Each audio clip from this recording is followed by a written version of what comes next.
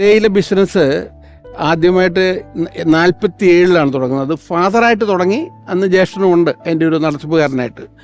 ജ്യേഷ്ഠൻ ആദ്യമായിട്ട് വേറെ ഒറ്റയ്ക്ക് തുടങ്ങുന്നതാണ് കോട്ടയത്തെ പ്രകാശ് കോസ്റ്റ്യൂം ഹാൾ. കോട്ടയത്തെ ആദ്യത്തെ ഡ്രൈ ക്ലീനിങ് കട കോട്ടയത്ത് തുടങ്ങിയതാണ്. അതെ. ഇത് കാലഘട്ടം ഇത് എനിക്ക് തോന്നുന്നത് പ്രകാശ് കോസ്റ്റ്യൂം ഹാൾ തുടങ്ങുന്ന 55-ലാണ്. തേയില കച്ചവടം 47-ൽ ഫാദർ തുടങ്ങി. നമ്മുടെ പ്രേക്ഷകര് ഇതിങ്ങനെ കണ്ട് പോകുന്ന പ്രേക്ഷകർ ആലോചിക്കണം, നമ്മളിവിടെ സംസാരിച്ചുകൊണ്ടിരിക്കുന്നത്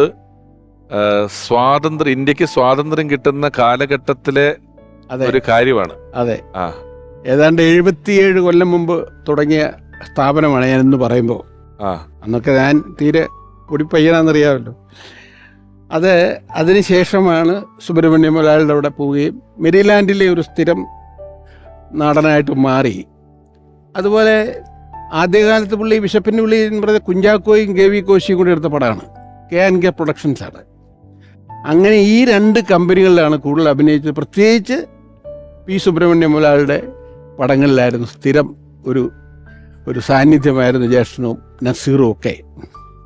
എൻ്റെ മനസ്സിലുള്ള ചിത്രം എന്ന് പറയുന്നത്, ആ കാലങ്ങളിൽ കോട്ടയം ബസ് സ്റ്റാൻഡിൽ നിന്ന് ട്രാൻസ്പോർട്ട് ബസ്സിൽ കയറി തിരുവനന്തപുരത്ത് ഇറങ്ങി അവിടുന്ന് നേമത്തിനും ബസ് പിടിച്ച് സ്റ്റുഡിയോയിൽ പോകുന്ന കാലഘട്ടമൊക്കെ ജ്യേഷ്ഠൻ പലപ്പം പറഞ്ഞിട്ടുണ്ട്.